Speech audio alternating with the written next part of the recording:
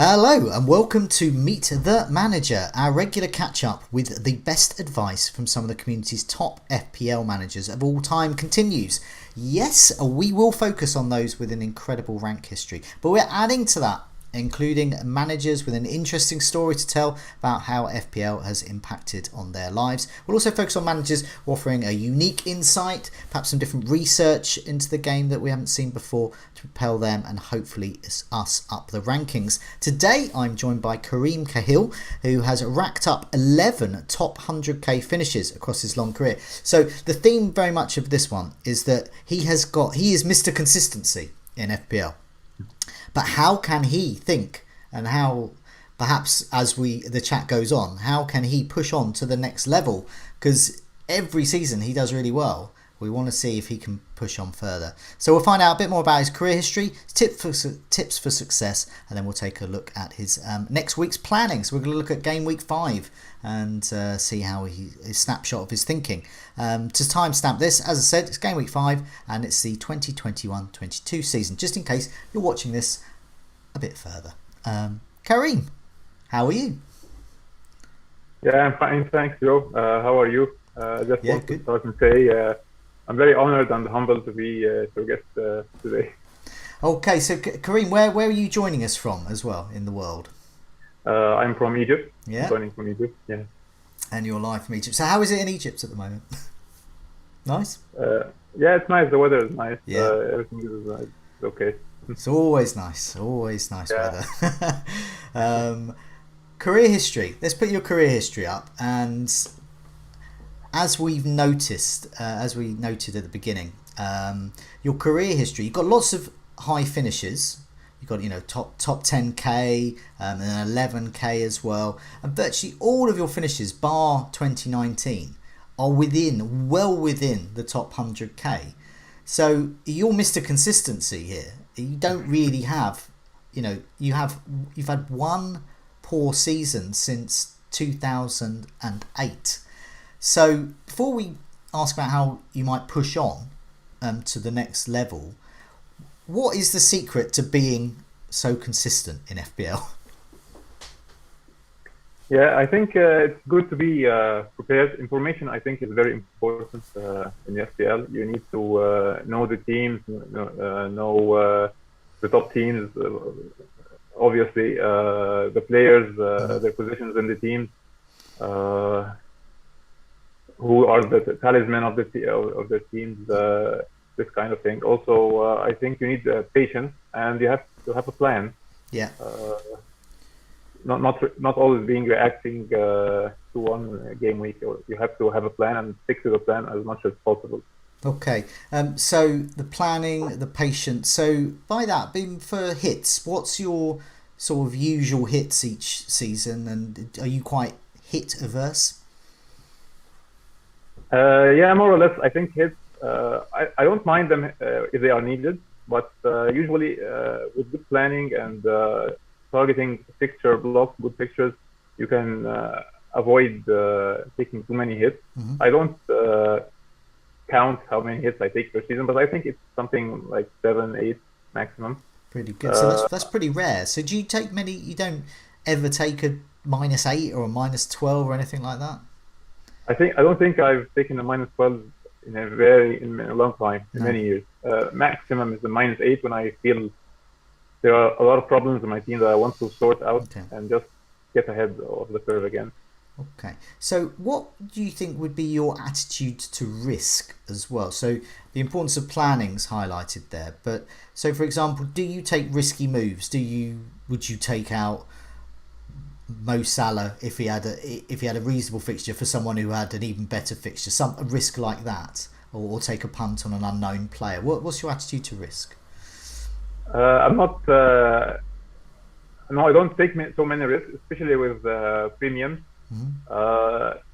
Maybe this is part of my game that I think I'm trying in these recent seasons. I'm trying to improve, or I'm trying to change, because I think the game has become much more aggressive. There are a lot of more managers are playing now, Mm-hmm. a lot of more informed managers. So you have to always be ahead of the curve, and you have to take some risks. So this is something I'm exploring with in the last 2 seasons or something. Okay, so But usually I'm a patient. Yeah. I'm a wait and see manager. yeah. So do you think that your career history is indicative of the way that you have played that game, being patient and looking at not taking risks and not taking so many hits? And do you feel that if we were to look at a career that in 5 years' time and it's got top 100, top 100, top 1,000, that you might have taken risks in order to get there? Do you think that's what's lacking from your game at the moment? Yes, I think that's a part of it. Yes. Okay. I think it's without taking some risk and being aggressive with the game. I think you can get consistent top 100k, maybe top 50k with some luck. Okay. But I don't think you can reach the dizzy heights of 1k and 100 and these very high finishes by just without taking some risk and being more aggressive. Because I think a lot of people will be watching this who very rarely finish in the top 100k. And as you said, it's getting increasingly difficult. There's nearly, was it 8 million managers playing? And going back to 2007, I think that's more or less when I started playing as well. I think there was only a million, 2 million. So lots more players and lots of better players. Exactly, yeah. So it's looking like if someone's watching this and they want to get top 100k, you're the guy to follow. But who would you follow, or what sort of strategies would you follow to hopefully propel you to change tact, to change the type of manager you are, to become a top 100 manager? As I said, I think being aggressive, maybe also captaincy. I think it's a big part. It's something that I struggle with sometimes. Hitting the very big captain scores that will propel you very high in the ranks. Mm-hmm. These kind of strategies can help you move up even more in the ranks. But when I'm talking about aggressive or risk, you cannot do it every game week. You have to pick your moment. Yeah. When there is an obvious opportunity to exploit, you cannot do it every week, because most probably you will not be getting the returns you expect. So who do you rely on for the captains? I mean, over the last year or so, I mean, obviously you're joining us from Egypt, so I'm presuming Mo Salah has been a captain quite frequently, not just because of his nationality, but because he's good. Yes, funny enough, this season and the previous maybe season or 2 seasons, yes, I'm depending on Mo Salah a lot, but the 2 seasons before, I was actually in the Mane camp more. Yeah, I just there was a bit of a price difference between both of them, and I think Mane in his good seasons he was more or less matching Salah, but for significantly less money.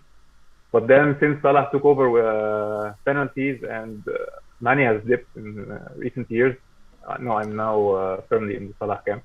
Okay.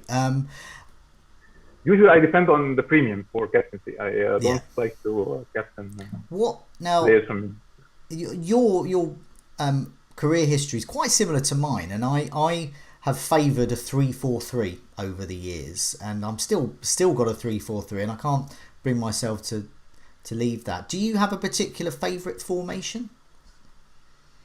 Yes, I'm a 3-4-3 mainly kind of guy, but in recent seasons also a lot of the players who are actual forwards or attackers are placed in midfield, so I have to switch sometimes from 3-4-3 to 3-5-2. The likes of Salah, Aubameyang at some point was midfielder, Mane. A lot of the top players, it's getting especially with the premiums, they're in the front line. They are getting more rare. Maybe we have Kane, Aguero, and Vardy in recent years. Not many options. So I think the game shifted to 3-5-2 a bit in the last maybe 2 seasons. Do you think that there's a sort of like the formation? It reflects the story of the season. So yes. And so at the moment, do you think we're in a because we'll come to your team in a minute and your team for this season, but do you think currently we're in a 3-4-3 sort of story or a 3-5-2? What do you think is the optimal formation at the moment, and why? At the moment, I think 3-4-3 is the favored formation because also Ronaldo and Lukaku joined. Obviously, we have more options up front, especially in the premium bracket. Antonio is doing exceptionally well. We also have Calvert-Lewin, Bamford. There are a lot of options with good value. And the mid-priced midfielders, they have some risk attached to them, like Greenwood, maybe he's not guaranteed to keep his place, same with Jota.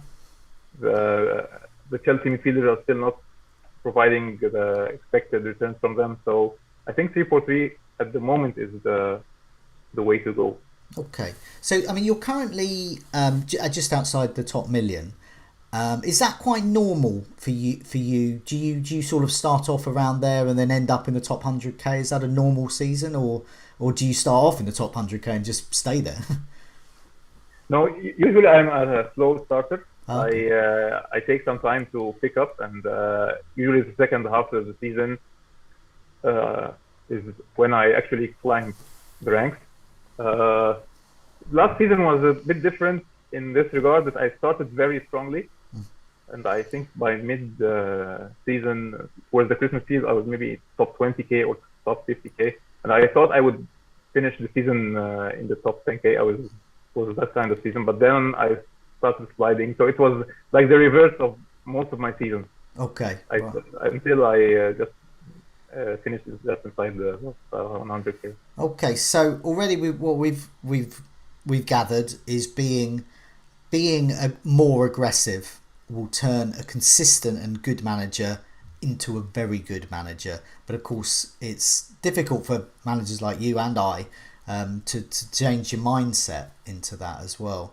I mean, a lot of people say that phrase, play your own game and stuff, but you're looking to not play your own game. Are you finding is that more of a struggle than the fact that there's 8 million managers at the moment?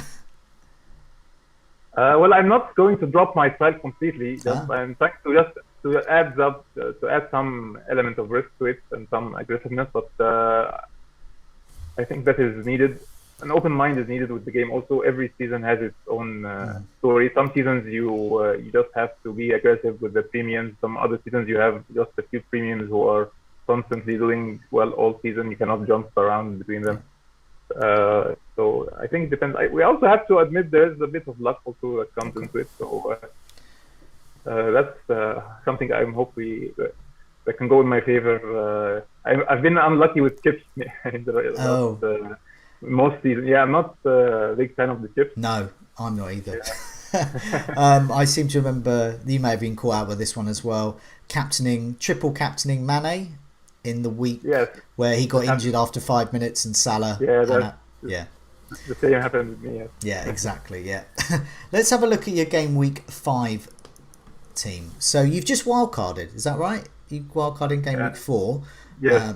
And so you've wildcarded into this team. Now we've got Calvert-Lewin in there. It's been confirmed he is out for 2 to 3 weeks. So do you want to go through the team you've got and some of your decisions, why you have those players there, and then we can find out a bit about what you're going to do with transfers this week. So yeah, if you just want to go through your team sort of from goalkeeper and further forward. Okay, so my team currently, I have Sanchez in goal. The defense, I have Alexander-Arnold, Rudiger, Luca Dean, and Duffy.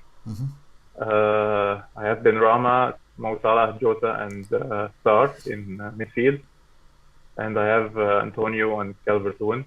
I have a bench of Antonio and Livramento at the moment, and not playing Mendy. Yeah. And Ronaldo obviously there as Ronaldo, well. of course, obviously can't forget him. So it's an obvious 3-4-3. You've got Antonio there. Why? I'll go from the back to forward. Why Sanchez at the moment as the goalkeeper? So no one really knows who the best goalkeeper is at the moment. But why have you gone for Sanchez? I started with Sanchez from game week 1, and by game week 4, I still, to find a better keeper, there isn't a standout keeper that convinced me that he's the one to go for. I was tempted by Raya from Brentford for a bit, but I don't like his pictures much. And they still haven't played against the really top teams, so I'm not sure how they will cope with that. Sanchez and Brighton have a system of play. They have a solid defense, so I still could not find a better value keeper out there.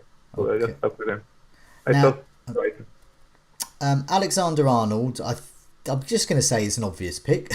Rudiger is looking ahead to Chelsea's good run in Game Week 7, I presume. Yeah. Duffy is great value, and he's essentially your bench player that's come in because of Antonio. Luca Dean is the interesting one there. Why is Luca Dean there? Luca Dean, I like his pictures a lot, and I think Everton's defensive numbers have been good under Rafa Benitez. And because of his also assist potential, and he's on all set pieces, I picked him just for, I think, he's a placeholder for probably a Manchester City or another Chelsea defender come Game Week 7 or 8. I did not want to spend so many transfers in defense, so I just wanted to pick sure starters and just leave them there. I want to focus my chances more on midfield and attack. I think this is also part of being more aggressive. I think this is where the upside is. So I try to have as much as possible a stable defense line that will get constant drip of points. Salah captain obviously looks like the best fixture with Crystal Palace at home. On your wildcard, you decided to go for Jota, but could he be someone else? I mean, have you got him in because of his price, but also, or have you got him in also because you think he's a good option for the next few weeks? I got him because of the Firmino injury mainly. He has when he starts, he's explosive. He's always consistent. He was also a bit of a differential. Also, I like his price point. I can easily jump from him to Mason Mount or a Pogba or a Greenwood, or I can go down to a Rafinha. I like the flexibility he offers. And with Sarr, good fixtures coming up, and also he can become anyone else. And Ben Rama. So why with Ben Rama? Which of those? I mean, any of those could go, but also any of them you're happy with. Would that be fair? Yes, exactly. With Sarr, I'm keeping him at least for the next 3 fixtures. He has, I think, the 3 worst defenses in the league at the moment. Back to back. He has the Norwich, then Newcastle, and then Leeds, I think. So I'm keeping him for these. And he's also a talisman. He plays 90 minutes. He's expected to have a high percentage of goal involvement in anything Watford are going to get. Ben Rama is the one I'm starting to be hesitant about. I'm giving him maybe still after Manchester United he has 2 good fixtures, but I think he probably will be the first to go especially if I don't have Jota soon. If Firmino remains injured for a while. Yes, and up front, obviously Calvert-Lewin. I mean, injured, so be it. Antonio is being benched, so he's back in for those good fixtures you just mentioned. So what are you going to do with Calvert-Lewin? Is he who's he going to become? I am light on the bench, so I cannot afford to keep him, and he is also out for a bit of a long time, 2 or 3 weeks at minimum. Rafa. I think the best option at the moment I can find is Bamford. Especially that I don't have any leads. I don't have Rafinha. I don't have any lead attack, and their fixtures are about to turn for the better. So I think he's the best obvious pick, especially with also Antonio suspended. I already have him. Jimenez still not providing any returns. Wilson injured. I don't find any better option at the moment. No. So I think I'll go Bamford. Yeah, I mean, I've already done the move because I'm going out tonight. I might forget later, so I've just done that because it's been confirmed that Bamford is out. So this will be going out on Friday morning. So I mean, Bamford is fit. Yeah, he's fit. He's fit. It's been confirmed he's fit, which I think was always the case. But there doesn't seem to be any doubt about it. Now, you've just wildcarded. I have as well. Many other people have, or they're thinking about it, but others are looking to wildcard, say game week 7 or a bit after that. We're looking at Chelsea's fixtures, and obviously it becomes Lukaku becomes a great captaincy option. Firstly, on your wildcard, did you attempt to do a team with Alexander-Arnold, Salah, Ronaldo, and Lukaku? And because you didn't, why didn't you in the end go for that? I tried to fit them all in, but it proved very difficult. I had a lot of sacrifices and a lot of compromises had to be done. I did not like the balance in the team. In order to, I think you kind of have to play 4-3-3 or 4-4-2. Yeah. And I did not like that in terms of flexibility, especially that you will only captain one of them of the premiums at a given week. And I still, I think if Ronaldo proved to be fixture proof and we in the level that we have seen the likes of Van Persie or Suarez, it would be very difficult to drop him, and maybe we'll have to go for both. But at the moment, I think the better play is just switch Ronaldo to Lukaku. That is the easy move in game week 7 or 8 when Ronaldo's fixtures turn to the worst and Lukaku's fixtures pick up. Yeah, I mean, I was anticipate my next question really. Game week 7 comes along. Game week 7's a bit tricky because Ronaldo's got Everton at home, who aren't as good in defence as well against those bigger teams. Perhaps could be an issue, but also obviously Lukaku has Southampton. So is it round about then you'll do that Ronaldo to Lukaku switch, or might you put that off till game week 8? I might put it off to game week 8 because Southampton also have produced some good performances of late. They frustrated Manchester United and West Ham, two of the best attacking teams at the moment. So maybe they are improving. Maybe in the back of our minds, just we have the thrashings they have got against Leicester and these kinds of losses, but they can improve, and they have improved actually defensively against the big teams. So maybe it can be postponed to game week 8. I think a lot of depends on how these 3 game weeks will go, and how Chelsea and United will fare in these 3 game weeks. It's very similar to my mentality when I wildcarded. I've got an open mind to having Salah, Alexander-Arnold, Ronaldo, and Lukaku, but at the same time, as you pointed out, every time I've made a team with that, I look at it and I don't like the look of it. But as you said, it might have to. I mean, if Ronaldo becomes that sort of old Ronaldo, or Suarez. I mean, you mentioned Suarez. I mean, those seasons where we had Luis Suarez to pick in for Liverpool were incredible, weren't they? The game was really easy then. Through my captain, you cannot. And you cannot just play a hockey coach with him. You have to just keep him every week. Yeah. And he was frequently assisted by Daniel Sturridge, so you could just get both in and do that as well. Looking forward, you've played your wild card now. Chelsea have the big fixture swing in game week 7, but there's Manchester City to consider. Their fixtures improve around then, and then Manchester United's fixtures get better again, game week 14 or so. Meanwhile, Liverpool are just Liverpool. Mo Salah's just Mo Salah. What's your sort of vague plan, do you think, looking ahead, past game week 7?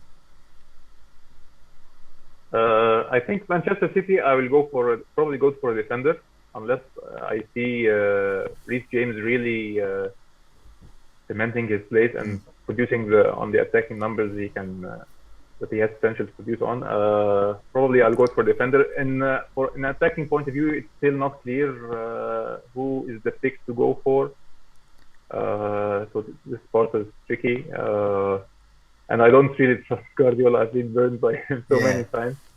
I actually started this season with Mahrez, and this is the main reason I did not get Antonio, because I opted for Mahrez instead, and it burned me. So well, that's quite an like you were talking about changing tack to more of an aggressive manager. Getting Mahrez in did not work out. Mahrez is the poster boy of aggressive managers because he can get a huge score, but You don't know whether he's going to play or not. This team looks like a really nice, safe 4-3-3 to me, which I quite like. But going back to the original question as well, sort of to wrap up. What other moves or any other thoughts do you have about how you, and indeed I and anyone else watching, can kick on from being a top 100k manager to a top 100 manager?